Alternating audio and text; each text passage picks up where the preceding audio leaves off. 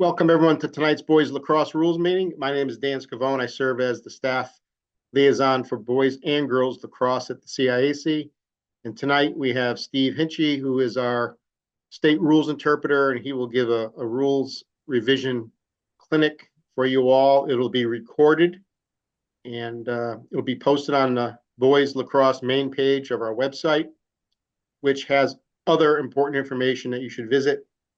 All the links pertaining to the sport are there, including season limitations calendar, your information packet, as well as key dates for the season. So I urge you to visit that main page and definitely read through your information packet, because all the tournament information is located in there. And again, this will be recorded and posted on there within a day or two. So I urge you to also have your assistants view this video, as well as any of your colleagues who could not be here tonight to see it live. This year, our boys finals will be held at Fairfield University again at Rafferty Stadium, and it'll be, our turn is a Saturday this year, so it'll be Saturday, June 13th. And it's really a phenomenal location to have our championships, and we're grateful to Fairfield University for hosting again. So without further ado, I'll turn it over to Steve, and you are a co-host, Steve, so you can share your screen. Good enough. All right, thank you. Good evening, guys. Welcome. Geez, I can't believe another season is upon us. Hope everybody's going to have a good year and wish you all well. I'm here for the rules. Just give me a second here so I can share, and we will get our presentation. Let's see if this works out. Can everybody see that? Can you see? Should be a PowerPoint. And you're sharing. Okay. So this is the National Federation Rules Committee. Just got a couple things I need to do just for completeness. This is the overall Rules Committee for National Federation High Schools. This is the Rules Committee for the boys lacrosse. And the rep from our area is Lindsay she's from Williamstown, Massachusetts, and she's in a 2-year term representing New England schools. So just to go through just the agenda quickly, I've listed here that the rule changes, we'll do those first. Then there's some editorial changes that have some impact that you should know about. Certainly points of emphasis that we would like to just go over, and then just a couple final comments I have. So what I would ask is, let me go through the rule changes first. I'll stop after that. And if you have any particular questions, I'd be happy to answer them. And we can go back to the specific rules for any questions that you do have. And then we'll move on to the next category here, okay? So let's go through the rule changes. The first one is regarding the field. And what you're going to see, what is now required is 2 more pylons. And the pylons are to be put at the back of the coach's area and on the edge of the substitute, well, where the table area is. As you recall, we revised the field that you have a substitution area that's 5 yards either side of the midline. And those lines that everybody had in their turf fields is now used as part of the coach's area. So at the back of that edge, as you can see on this diagram, we want 2 pylons. That's required. And what we will be enforcing this year is there's no players in that area in front of the table, in the substitution area, in that coach's area. There would be no players. And especially there's no players at a face-off and after a timeout. Players are there in the substitution area when they're ready to be substituted. They're not to be parking there, and they're not to be in front of the table area. Keep in mind that when we talk about the penalty area is really directly in front of the timekeeper's table. And that's where the players should be trained to go. They shouldn't be up on the sideline where the substitutes are coming in, because they can't go on the field until their penalty is over. The next is regarding player equipment. Now, mouth guards can be any color. They can be clear or any other color. Just the key thing is they got to cover the teeth. Now, apparently there are some mouth guards that have come out that are just in front of the lips that the people are chewing on or just biting on. They are not recognized as legal mouth guards. Mouth guards have to cover the teeth, either upper or lower or both teeth, sets of teeth. What you're seeing is some pictures on the lower of illegal mouth guards. They may be just for decoration's sake, and they're not allowed, they're not considered legal. And keep in mind, clear is now okay. Remind your players if they're biting as a horseshoe with the mouth guard, that's not wearing it properly. And when we see that, or we see a mouth guard that's hanging down, player's going to be called for a technical foul. If they have the ball, they lose it. If they don't have the ball, it will be it may be a time-serving penalty. So train your players to keep the mouth guards in place. This is just a rule change or rule reminder as far as dimensions of numbers. The officials are not policing uniforms. Okay, so this is just for you when you order uniforms. Just make sure they're meeting the dimensions. If you have any questions, you can certainly contact me. But we're not going and looking for trouble with the officials policing uniforms, except for the color requirements, undergarment requirements, those things, and we'll talk about those a little bit later. Okay, we need a horn at the table. Now, the horn could be part of the clock if the clock is at the table and it's part of the scoreboard.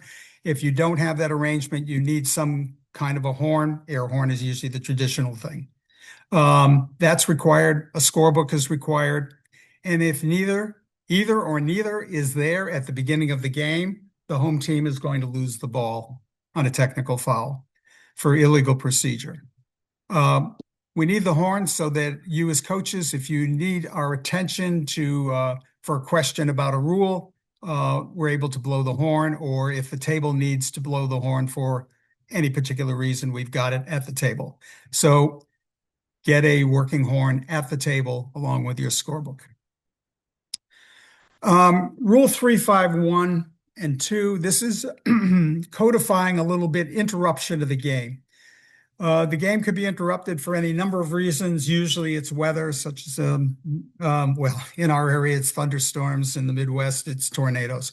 But if it's interrupted, the protocol used here is that if 75% of the game has elapsed, it can be considered a completed game. That is generally what CIAC has recognized in our games in past years. It's, if there's a change, we'll let you know about that. The game can be considered complete if there are circumstances that require it not to be a complete game. For example, it's a tie game and it is a tiebreaker for tournament or conference or something like that, then it's going to have to be picked up at another time if it cannot be continued the same day. So coaches and site managers will determine whether a field is playable. We'll discuss that with the officials to decide whether the contest can be completed or it must be rescheduled. In that event, the officials are required to make sure they know all the situation for the game in terms of game time left in the time left in the game score, position of the ball, penalties, or anything else that's going on with the game. That can be discussed pregame and during the game if we have any kind of situations arise. Facing off. Not much is done to change the face-off. We haven't changed the face-off. We're just kind of changing mechanics or procedures. Players are to come down together. Tell your players, first of all, we'll have a meeting with the officials before the game so that the officials will go over exactly what they are doing to get the players set for a face-off. But as you're training your officials during practice, you know, they're going to go down together. That's the important thing. Players go down together. It's their responsibility to line up appropriately in terms of their position. You can go over that in the rule book, the exact position. The officials will make adjustments. They may physically adjust across, or they may verbally instruct the player to correct their positioning or their cross. But we're only going to do it a few times. If it continues to be a problem that a player is challenging the way we want the face-off to be continued, we could have a delay of game penalty, which means they're going to lose possession. It's going to be the same as any kind of face-off violation. So by the fourth period, face-off players should know how we want them to face off. Should come earlier than that. But just to let you know, it's the discretion of the officials. If a player continues to want to line up incorrectly, we may take the ball away. Goal scored. This is just clarifying that and it's generally the goalkeeper, if the goalkeeper has the ball in his cross and he puts the ball and his cross, possessing the ball, past the goal line in the goal area, that is not a goal. However, if he drops the ball in and it now becomes a free ball inside the goal, that will be a goal. Okay, just a clarification. So having possession and putting the cross with the ball back into the goal area, past the goal line, is not a goal. It needs to be a loose ball that is in the goal. Goal crease privileges. This is just clarification, and there's a new with 562. A goalkeeper is the properly equipped goalkeeper. Properly equipped means helmet, throat guard, chest protector, and goalkeeper's cross. That's a properly equipped goalkeeper. They're the only ones that could be defending in the crease. If another player comes into the crease and appears to be acting as a goalkeeper, that player is going to be assessed a 1-minute foul. It's an immediate whistle. Unless all of a sudden he goes in when the ball is in flight. If the ball is in flight, we will allow the play to be complete. But if the player is in the crease, they will be assessed an illegal equipment penalty, which will be a 1-minute locked-in, non-releasable penalty. We've classified it as illegal equipment because the only one that can be in the crease is the goalkeeper, a properly equipped goalkeeper, and any other player, unless they is not going to be properly equipped, because they won't have the goalkeeper cross. Whether chest guard, throat protector, any of that, they won't have the goalkeeper's cross, and that makes them illegally equipped. Keep in mind also, just as a reminder, because there's another rule change with the goalkeeper. The goalkeeper has privilege and is considered the goalkeeper when he is in the crease. If he leaves the crease, the goalkeeper is then considered as any other field player in terms of broken equipment, lost equipment. I'll go over that again in a couple minutes.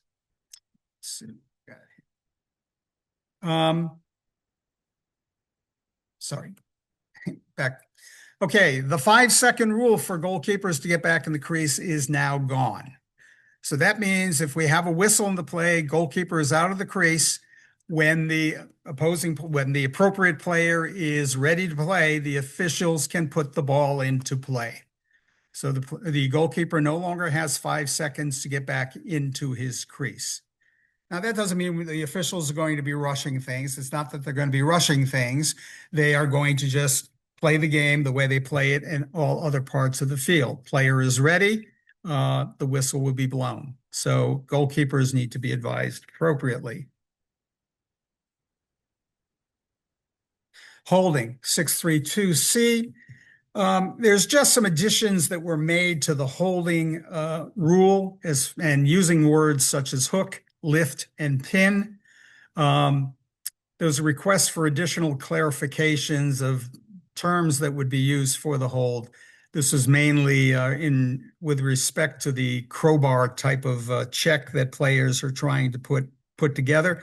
And so that if we have a player with his cross with a body kind of hooking around the body, as you sort of see in this picture, that's a hook that can be called a hold. Lifting arms or under the shoulder, if that's being lifted, that could be a hold. And then using the cross to pin either the body or pinning the player's cross to his body, those can be called holds. Keep in mind now that the official is making judgments that simply because the cross is under the arm does not mean it's an illegal play. The judgment is going to be made by the official as to whether there is actually a hold that's taking place. The player that's being checked will sometimes lift his arm. And of course, we always hear it, that's a hold. He's, hooking him or whatever. But the player may be just trying to get himself out of trouble, and there is no actual hold. So there's still a judgment that is made by the officials. Okay, illegal procedure as far as helmets. The rule is anytime the helmet comes off, play is stopped. That's it. Play is stopped. Now, if the ball happens to be in flight when that happens, then there will be officials will withhold their whistle and let the play be complete. But it's an immediate whistle, whether it's the offensive team or the defensive team. Now, there is just a clarification in the rule in terms of penalty. It's a technical foul. However, if the helmet came off as the result of an illegal hit check that caused the helmet to come off, the player who lost his helmet does have to go off, but he is not penalized. The penalty that occurs for the opposing player, that penalty will be enforced. There'll be no penalty for the person who lost their helmet through that illegal action. But they still have to leave the field. Now, when a player leaves the field because his helmet came off, they have to wait for a whistle to start play and a whistle to end play. Cannot buy it with a timeout. There's got to be a start whistle, and then there's got to be a stop whistle before that player can come in. I've given a couple of examples here in terms of what's that mean. Okay, in all cases, the player loses his helmet during live ball, must leave the field, and cannot return until after the next dead ball. If we have a flag down, apologize for the way this slide was written. I did not write it. Team A is on the defense and Team B is on the attack. Okay, so this example of Team A committing a foul causing a flag down. So there's a slow whistle situation.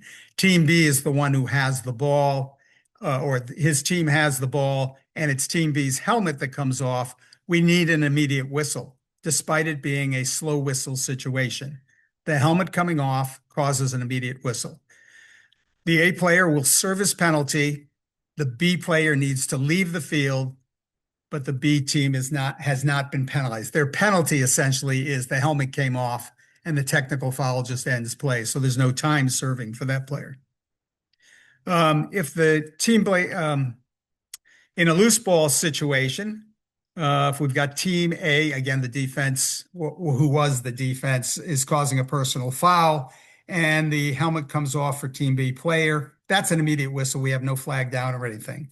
A is going to serve the penalty time. B player does not serve any penalty time, just needs to leave the field and cannot come back until the next dead ball. If we have loose ball, technical fouls with the helmet coming off, the player has to come off the field. If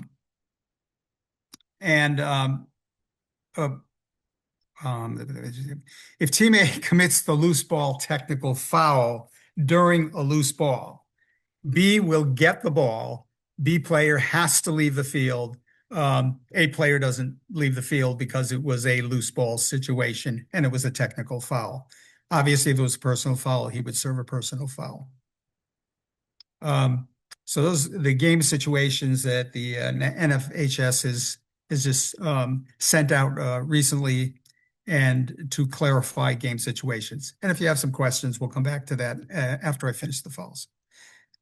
Okay, 7-3 is resuming play after a penalty. Whenever we have a penalty, we're going to bring the ball, when we resume play in the attack area, we always go lateral to where the ball would have started had a penalty without the penalty.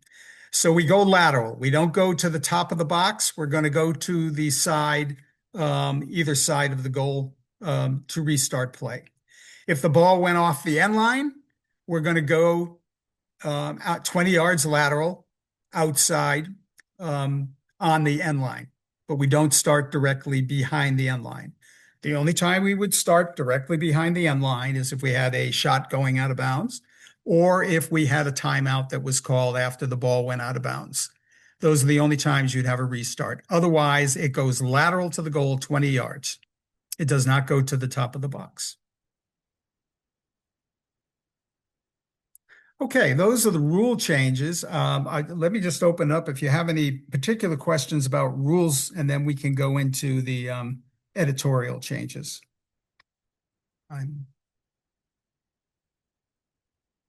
No, if you have them at the end, don't worry. We can go back to.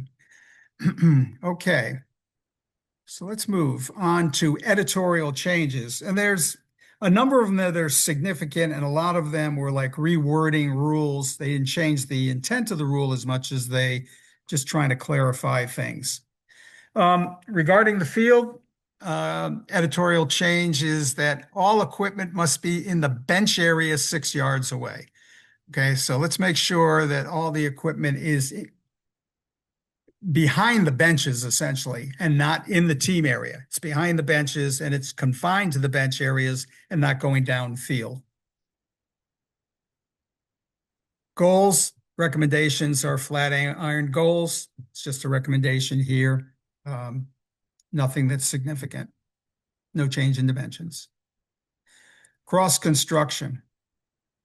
So the rule was reorganized a little bit. As the rule was written and things were added, there became confusion as to what was legal, what was illegal, what's time serving, what's not time serving.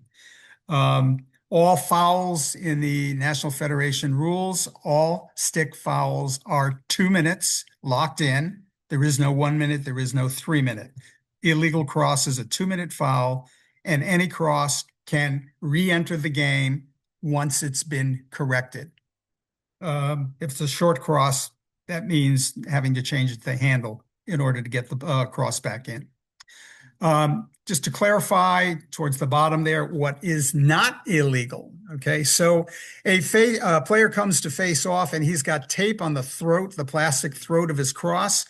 That does not make it an illegal cross, but it makes it illegal for facing off.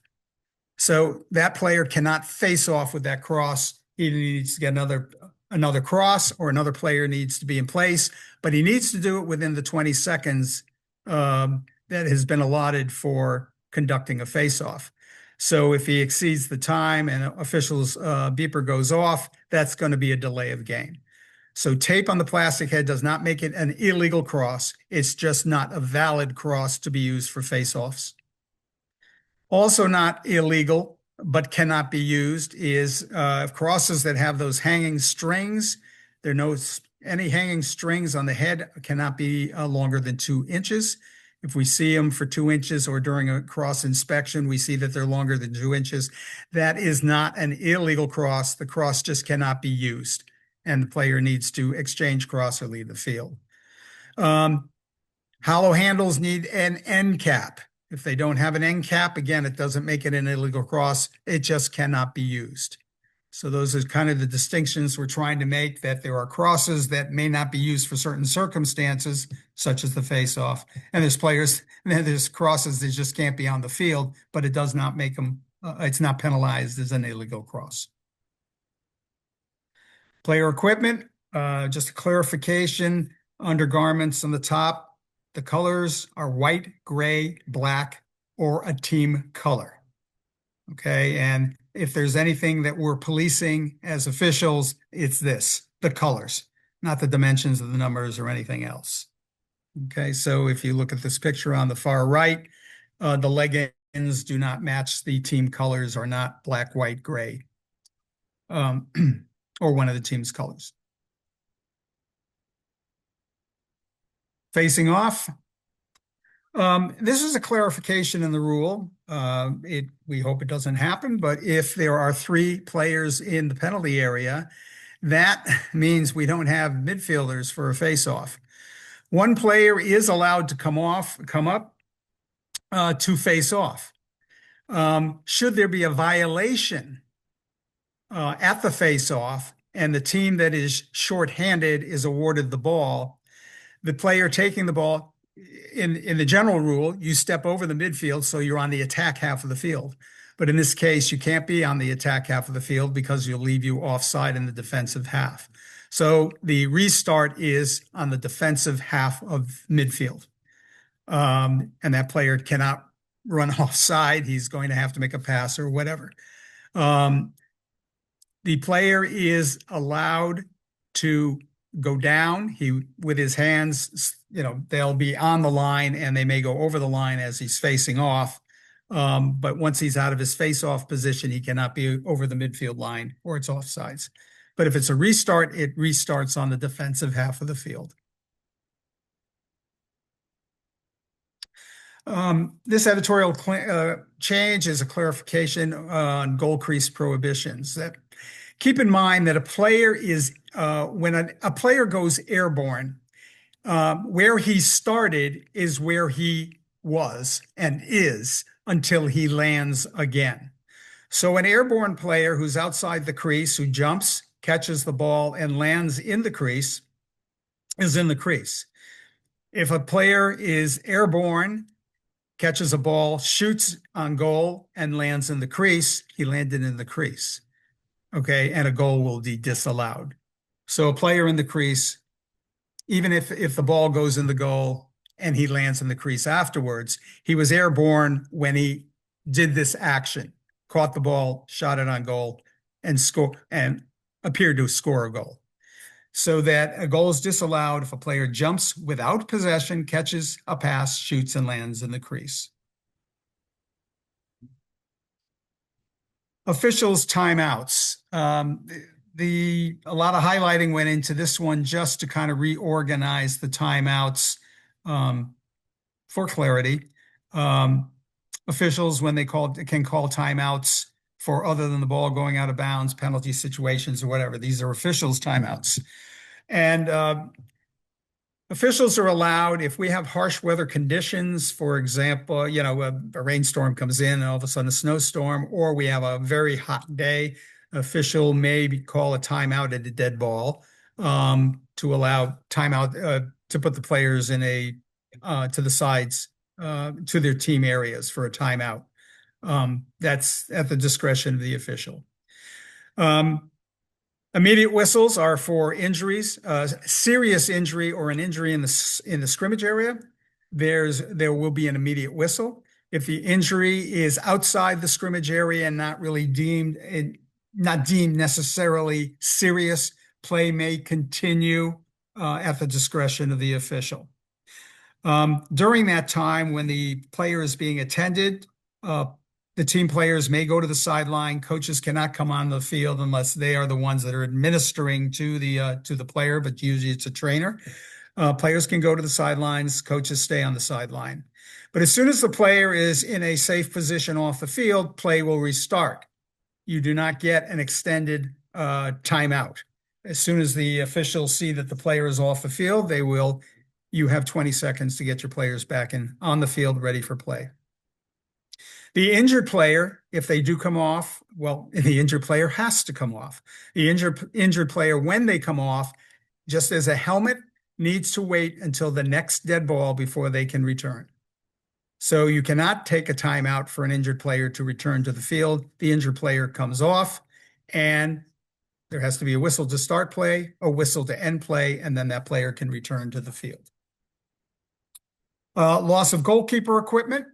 It's an immediate stop for a broken cross, loss of goalkeeper's equipment. It's an immediate stop only if the goalkeeper is in the crease, because that's when he's the designated goalkeeper. Outside the crease, goalkeeper loses his cross is broken, loses a piece of equipment.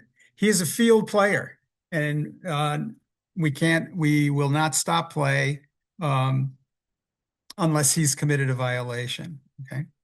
But we do not have an immediate whistle outside the crease.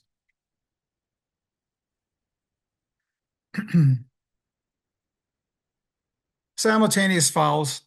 The language is just clarifying. It hasn't changed the rule. It's just clarifying where the ball is awarded, how the ball is awarded after a simultaneous foul. And simultaneous fouls are live ball fouls, as opposed to what appear to be simultaneous fouls, which I'll call coincidental fouls, could be a combination of a live ball, dead ball fouls. While they are served concurrently as simultaneous fouls, the ball is awarded differently than if it was a live ball simultaneous fouls situation. Official signal. This is a signal for an illegal check to the head or neck, or a defenseless player. A check to a defenseless player is now the signal of the official hitting the side, not hitting, touching the side of his face as they are making the call.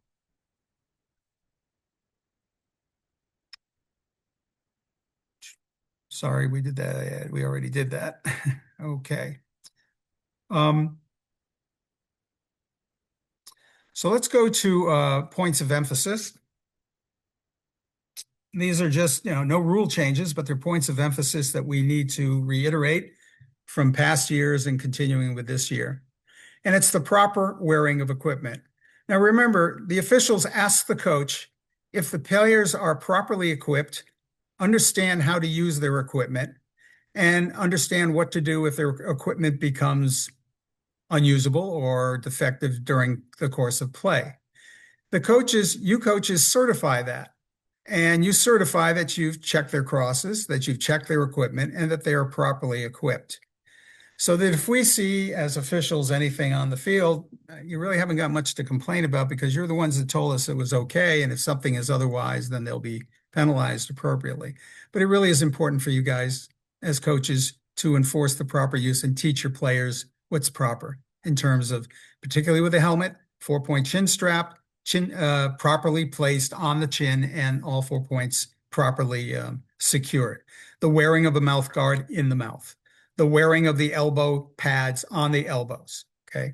And making sure their crosses are legal.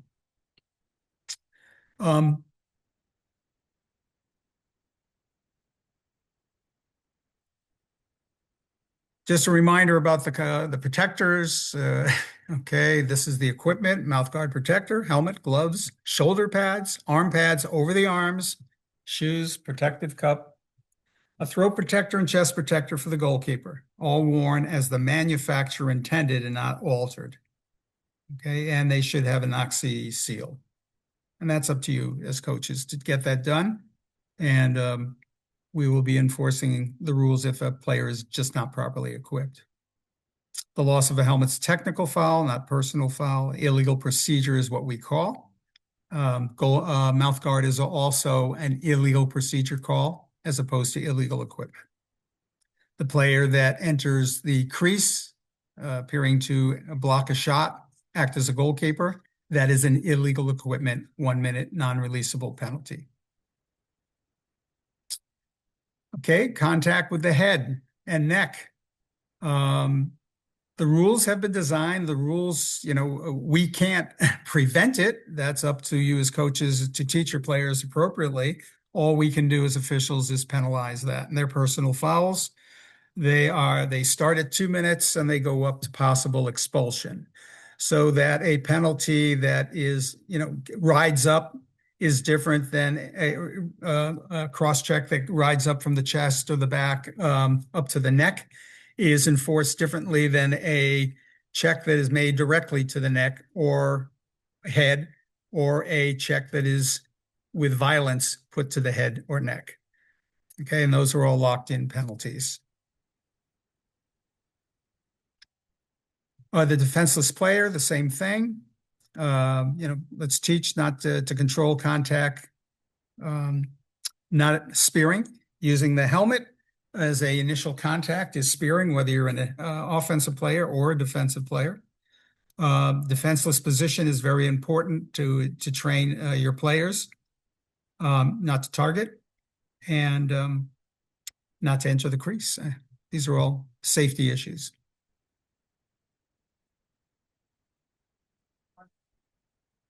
This is just continuing that if, as officials, we have a responsibility and a requirement to enforce those penalties that we were talking about.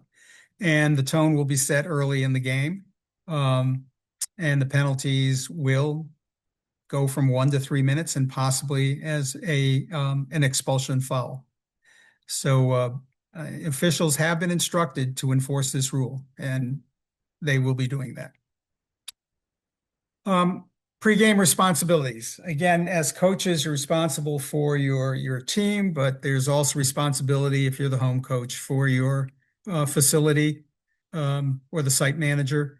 But we need to make sure that we've got a properly marked field. Those additional pylons, please, in the substitution coaches area, making sure your players are equipped. We have a scorekeeper and we have a horn. And the officials, we're going to verify that the field is set up properly, that we have the cones, that we have a line going through the center line, goes all the way across the field. If it needs a ghost line to go through a logo, use a ghost line, but there needs to be a continuous line. Officials will review with table personnel, making sure they understand their roles and their function during a game. The officials will have a pregame with the coach, a pregame, the coin toss with the captains, and a pregame conference with the face-off players. Now, I would certainly encourage if you have an assistant coach who's your face-off coach, if they want to listen in and come out with the face-off players, that is fine.